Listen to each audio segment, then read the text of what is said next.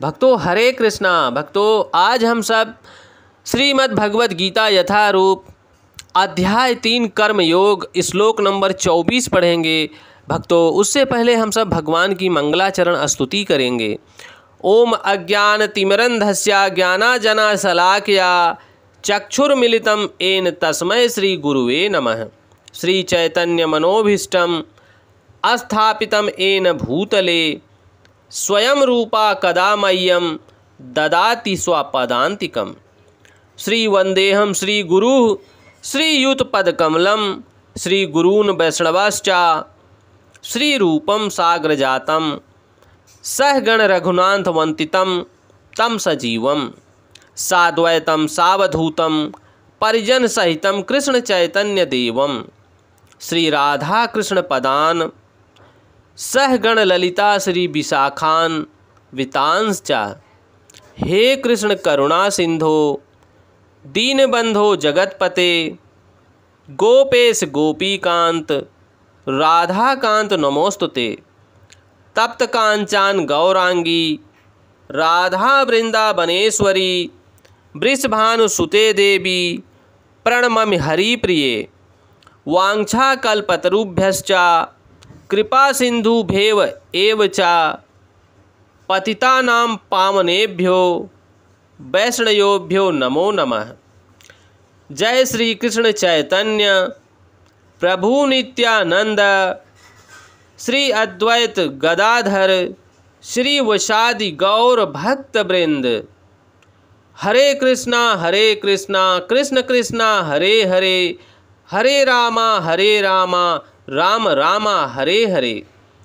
हरे कृष्णा कृष्ण कृष्णा हरे हरे हरे रामा राम रामा हरे हरे।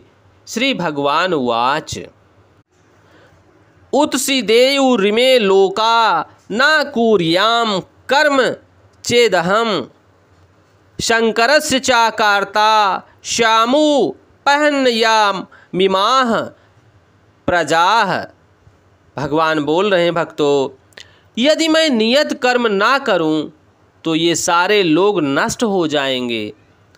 तब मैं अवांछित जन समुदाय वर्ण संकर को उत्पन्न करने का कारण हो जाऊंगा और इस तरह संपूर्ण प्राणियों की शांति का विनाशक बनूंगा। वर्ण संकर अवांछित जन समुदाय है जो सामान्य समाज में शांति को भंग करता है। इस सामाजिक अशांति को रोकने के लिए अनेक विधि विधान हैं जिनके द्वारा स्वतः ही जनता आध्यात्मिक प्रगति के लिए शांत तथा सुव्यवस्थित हो जाती है। जब भगवान श्री कृष्ण अवतरित होते हैं तो स्वाभाविक है कि वे ऐसे महत्वपूर्ण कार्यों की प्रतिष्ठा तथा अनिवार्यता बनाए रखने के लिए इस विधि विधानों के अनुसरण और आचरण करते हैं। भगवान समस्त जीवों के पिता हैं, परमपिता परमेश्वर हैं और यदि वे जीव पथभ्रष्ट हो जाए तो अप्रत्यक्ष रूप से यह उत्तरदायित्व उन्हीं का है। अतः जब भी विधि विधानों का अनादर होता है तो भगवान स्वयं समाज को सुधारने के लिए अवतरित होते हैं। किंतु हमें ध्यान देना होगा कि यद्यपि हमें भगवान के पद चिन्हों का अनुसरण करना है तो भी हम उनका अनुकरण नहीं कर सकते। हमें अनुसरण और अनुकरण एक से नहीं होते। हम गोवर्धन पर्वत उठाकर भगवान का अनुकरण नहीं कर सकते जैसा कि भगवान ने अपने बाल्यकाल में किया था। ऐसा कर पाना किसी मनुष्य के लिए संभव नहीं है। हमें उनके उपदेशों का पालन करना चाहिए किंतु किसी भी समय हमें उनका अनुकरण नहीं करना चाहिए। जो व्यक्ति अनुकरण करता है उसका विनाश निश्चित है। हे अर्जुन, जो मनुष्य अनुकरण करता है उसका विनाश निश्चित है। भक्तों इसकी पुष्टि श्रीमद् भागवत में हुई है इस प्रकार। नैतस समाचारेत जातुः मनुष्यापि हनीश्वरः विनश्यश्च चरणमोयसतं द्विजम विषम ईश्वराणाम वाचः सत्यं तथैव चरितां कश्चिता तेषां यत् स्वायुक्च युक्तां बुद्धि मम अस्ततः समाचरेत।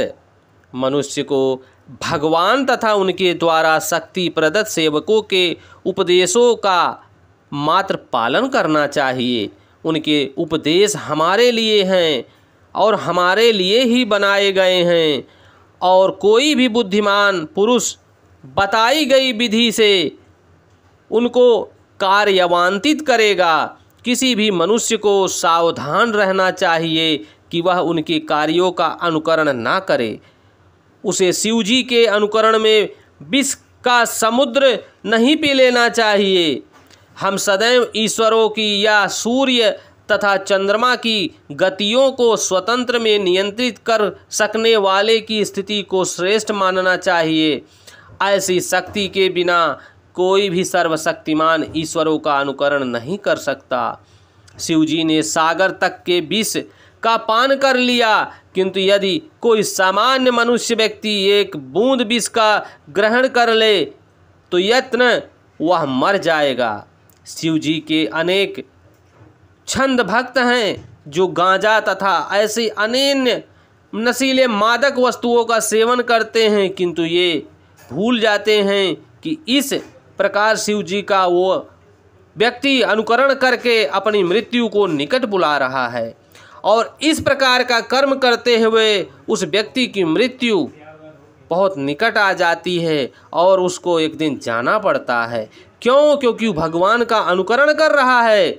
इसलिए भगवान क्रोधित होते हैं और उस क्रोध का कारण वो व्यक्ति मृत्यु को प्राप्त होता है। मृत्यु तो निश्चित है भक्तों, परंतु वो अनुकरण कर रहा है, इसलिए भगवान शिव क्रोधित होते हैं और अपनी कृपा उसके ऊपर से सारे देवता हटा लेते हैं, क्योंकि वो भगवान की शक्तियों का अनुकरण कर रहा है। इस प्रकार उसकी मृत्यु निश्चित होती है और मृत्यु को निकट बुलाकर वो प्रस्थान कर जाता है। इस प्रकार भक्तों, भगवान श्री कृष्ण भी अनेक छंद भक्त हैं जो भगवान की रसलीला या प्रेम नृत्य का अनुकरण करना चाहते हैं, किंतु यह भूल जाते हैं कि वे गोवर्धन पर्वत को धारण नहीं कर सकते। अतः सबसे अच्छा तो यही होगा कि लोग शक्तिमान का अनुकरण ना करके केवल उनके उपदेशों का पालन करें। ना ही बिना योग्यता के किसी को उनका स्थान ग्रहण करने का प्रयत्न नहीं करना चाहिए। ऐसे अनेक ईश्वर के अवतार हैं जिसमें भगवान की शक्ति नहीं होती।